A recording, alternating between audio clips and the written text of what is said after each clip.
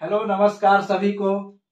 Educare academy 0.2 channel पे आप सभी विद्यार्थी क्लास 10th 2023 में शामिल होने वाले बिहार बोर्ड के जितने भी छात्र हैं सभी का ऊर्जावान रूप से स्वागत है। आप सभी हमेशा ऊर्जावान रहे और मोटिवेटेड रहे और पढ़ाई करते रहे, यही आपके एडुकेयर एकेडमी 0.2 का मतलब आप लोगों के लिए आशीर्वाद है। और मेरा यही लक्ष्य है कि आप लोग अच्छे से अच्छे अपने एग्जाम में परफॉर्म करें और अपने इस लक्ष्य के साथ हम आप लोगों के लिए आज क्लास 10th के व्याकरण जो हिंदी व्याकरण से प्रश्न पूछे जाते हैं उसका चैप्टर नंबर 1 वर्णमाला के बारे में डिस्कशन करेंगे। तो चलिए शुरू करते हैं। सबसे पहले वर्णमाला में क्या होता है इसको समझेंगे कि वर्णमाला होता क्या है, यानी कि वर्णों के मेल के समूह को जो हम लोग वर्णमाला कहते हैं। वर्णों के व्यवस्थित समूह को हम लोग क्या कहते हैं, वर्णमाला कहते हैं। तो वर्णमाला देख लिए, तो वर्णमाला का एक एग्जाम्पल भी देखेंगे हम लोग कि वर्णमाला का एक एग्जाम्पल क्या होता है। जैसे कि मान लीजिए राम एक शब्द है, राम एक शब्द है। इस शब्द में हम लोग वर्णों की संख्या को काउंट करेंगे। तो आप में से जिस भी विद्यार्थी को वर्णों की संख्या काउंट करने आता होगा वह हमारे कमेंट बॉक्स में लिख के मैसेज करेंगे। तो राम शब्द में राम एक शब्द है जिसमें वर्णों की संख्या 4 है। र हलंत प्लस आ, म हलंत प्लस अ, म हलंत प्लस अ, तो यह हो गया मिलके 4 वर्ण, यानी 4 वर्णों के मेल से यह राम शब्द बना है। इसलिए वर्णमाला का डिफिनेशन होता है वर्णों के व्यवस्थित समूह को हम लोग वर्णमाला कहते हैं। तो चलिए फिर दूसरा बात देखते हैं। हिंदी में उच्चारण के आधार पर वर्णों की संख्या कितना होता है। हिंदी में उच्चारण के आधार पर वर्णों की संख्या 52 होता है। हिंदी में उच्चारण के आधार पर वर्णों की संख्या 52 होता है। तो 52 वो वर्ण होते हैं जिसमें से 13 स्वर होता है, 35 व्यंजन होता है, 4 संयुक्त व्यंजन होता है। अब स्वर में अ, आ, हर्षई, दीर्घई, हर्षौ, दीर्घौ, री, ए, ओ, औ, अंग, अह होता है। अब व्यंजन वर्ग में क्या होता है, अब बताइए। पूरा हम क, ख, ग, घ, अंग तक नहीं लिख सकते हैं, सिर्फ वहां पे लिख दिए हैं क वर्ग, च वर्ग, ट वर्ग, प वर्ग। तो इसका मतलब है कि क वर्ग में का जितना भी वर्ण है उस सभी को आप लोग काउंट कीजिएगा। जैसे क, ख, ग, घ, अंग, इन सभी वर्णों को आप लोग काउंट कीजिएगा। क वर्ग, च वर्ग, ट वर्ग, त वर्ग, प वर्ग। अब यहाँ पे द्विगु आ जाएगा। द्विगुण व्यंजन में ड और ढ होता है। अंतःस्थ व्यंजन में य, र, ल, व होता है। उष्ण व्यंजन में स, इसको बोलते हैं तालाब सा, इसको बोलते हैं मूर्धन सा, इसको बोलते हैं दंत सा, इसको बोलते हैं ह। संयुक्त व्यंजन में छ, तर, ज्ञ, स्र होता है।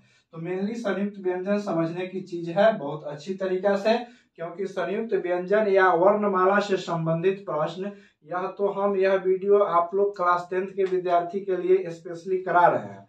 लेकिन यही हिंदी एसएससी जीडी कांस्टेबल के एग्जाम में जो आगामी जनवरी महीना में होगा 2023 में, उसमें भी यहाँ से प्रश्न देखने को मिलेगा। और अदर जितने भी कॉम्पिटेटिव एग्जाम होंगे जिसमें हिंदी पूछी जाती है वहां यहाँ से प्रश्न देखने को मिलेगा। तो सभी आदमी देखिएगा इसको।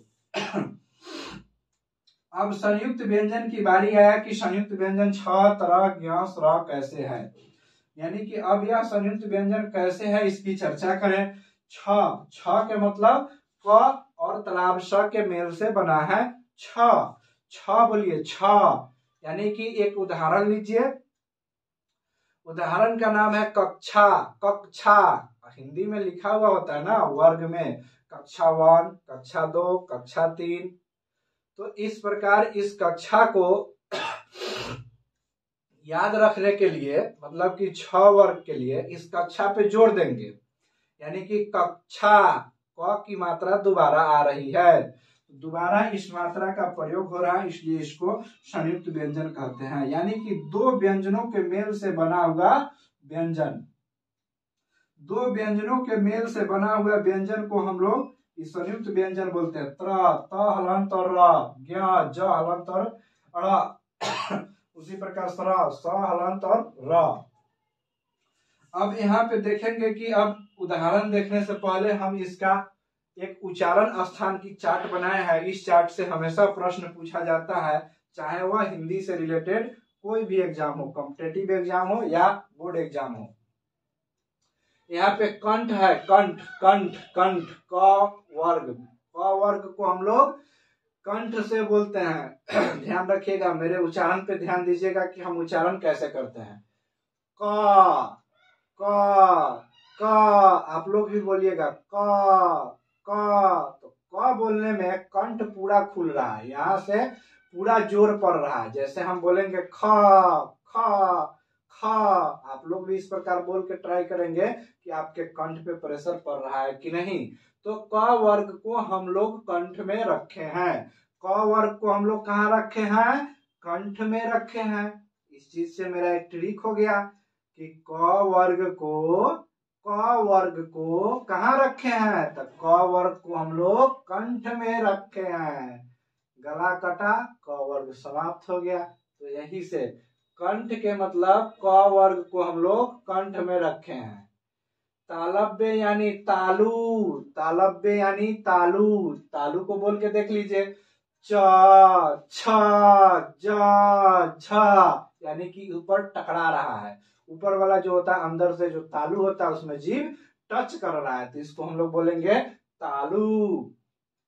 अब आता है मूर्धन्य यानी कि मूर्धा, मूर्धन्य यानी कि मूर्धा। ट ठ ड ढ न, इसको हम लोग बोलेंगे मूर्धन्य यानी कि मूर्धा। अब यहाँ दांत, दंत, दंत मतलब दांत। जो शब्द जो वर्ण बोलने में दांत पे प्रेशर पड़े, यानी कि आपके दांतों पे प्रेशर पड़े, तो उसको हम लोग बोलेंगे दंत। त थ द ध न, इसको हम लोग बोलते हैं दंत। अब इसके बाद में आ जाएगा ओष्ठ। ओष्ठ के मतलब होता है ओठ। ओठ पे जो शब्द बोला जा रहा है, वर्ण का प्रेशर जब ओठ पे पड़े तो उसको ओष्ठ बोलते हैं।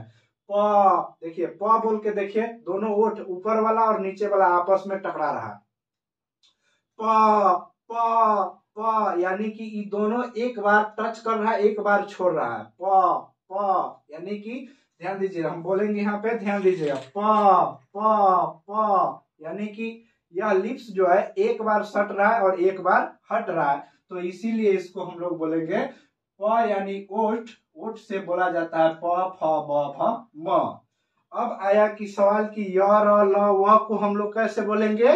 य र ल व को हम लोग कैसे बोलेंगे? तो य को बोलेंगे तालु से, य को बोलेंगे तालु से, र को बोलेंगे दंतमूल से यानी मसूढ़ा से, ल को बोलेंगे दंतमूल मसूढ़ा, व को बोलेंगे ओष्ठ से, तलाब स को तालु से, तलाब स मूर्धन स को मूर्धा से, मूर्धन स मतलब मूर्धा, दंत स मतलब मसूढ़ा, ह मतलब स्वर, स्वर हंसिए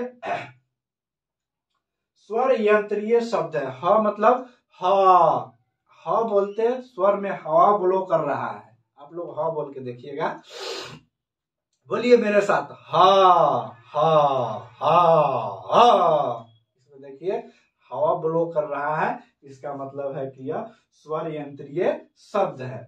अब आइए इस पर बात रहा कि एक बार इसका ट्रिक हम ध्यान कराते हैं आप लोगों को। सबसे पहले जपना है कंठ तालु मूर्धा दंतोष्ठ। बोलिए क्या बोलेंगे? कंठ तालु मूर्धा दंतोष्ठ, कंठ तालु मूर्धा दंतोष्ठ। तो कंठ के मतलब क वर्ग, कंठ, उसके बाद तालु, तालु मतलब बोलिए यहाँ पे क्या है? च वर्ग। कंठ तालु मूर्धा, मूर्धा के मतलब ट ठ ड ढ र। उसके बाद में दंत, दंत मतलब जो दांतों पे टकराए, तो दांत पे कौन टकराएगा? त थ, दांत के मतलब हाथी के दांत, यह से याद रख लीजिए ना। दांत के मतलब जो दांत में आए, दंत मतलब दांत, दंत मतलब दांत, दंत मतलब दांत। और द में जितना भी वर्ण है, द के समूह में जितना भी वर्ण है, त थ द ध न, ये सभी दंत से आता है। ओष्ठ के मतलब प फ ब भ म। तो ओष्ठ के मतलब आप अपना लिप्स पे ट्राई करेंगे। क्या ट्राई करेंगे? एक बार बोलेंगे प, तो देखेंगे एक बार यह सट रहा है और एक बार हट रहा है, तो इसका मतलब हो गया ओष्ठ प फ ब भ म। चलिए यह क्लियर हो गया होगा, आशा करते हैं। अब इस पे आधारित प्रश्न कुछ 5 प्रश्न हम सेट किए हैं, जिसको जल्दी जल्दी आप लोगों को करा देते हैं, क्योंकि यहाँ पे हो रहा है क्या मेरे साथ प्रॉब्लम कि जब भी हम वीडियो बनाना शुरू कर रहे हैं बीच में लाइट कट जा रहा है, तो हो जा रहा है वीडियो खत्म। अब यहाँ पे 1 नंबर प्रश्न देखिएगा, घ का उच्चारण स्थान बताएं। घ का उच्चारण स्थान बताएं, इस टाइप का प्रश्न रहता है। घ का उच्चारण स्थान कैसे बताएंगे? तो घ किस वर्ग का है? तो घ कंठ का है, घ कंठ का है, घ कंठ का है। तो यहाँ पे क्या देंगे? घ का मतलब कंठ, घ का मतलब कंठ। अब आइए दूसरा प्रश्न, हिंदी में स्वर वर्णों की संख्या कितनी होती है? हिंदी में सबसे पहले पढ़ा चुके हैं, हिंदी में स्वर वर्णों की संख्या 13 होती है। हिंदी में स्वर वर्णों की संख्या कितनी होती है? 13 होती है। संयुक्त व्यंजन की संख्या कितना है? 4 है, छ, त्र, ज्ञ और स्र। चौथा क्वेश्चन है, तालव्य व्यंजन कौन सा है? तो च, छ, ज, झ, च, छ, ज, झ तालव्य व्यंजन है। अब यहाँ से पढ़िए, हिंदी में मूल वर्णों की संख्या कितनी है? तो 52 है। चलिए बच्चों, आप लोगों को हंसते खेलते हम एक चैप्टर वर्णमाला करा दिए, और यह वर्णमाला हंस खेल के पढ़ने वाला मतलब कि वीडियो यह आप लोगों को कैसा लगा मेरे कमेंट बॉक्स में लिखिएगा। और मेरा एडुकेयर एकेडमी 0.2 एक इत्तू से छोटा सा चैनल है, आप लोग प्लीज सब्सक्राइब एंड शेयर और लाइक कीजिएगा, और इसको थोड़ा आप अपना प्यार दीजिएगा, क्योंकि यह भी आप ही के प्यार का भूखा है और आप ही से जिंदा रहेगा एडुकेयर एकेडमी 0.2। जय हिंद, जय भारत, भारत माता की जय। इसी के साथ करते हैं हम अपने इस वीडियो को समाप्त।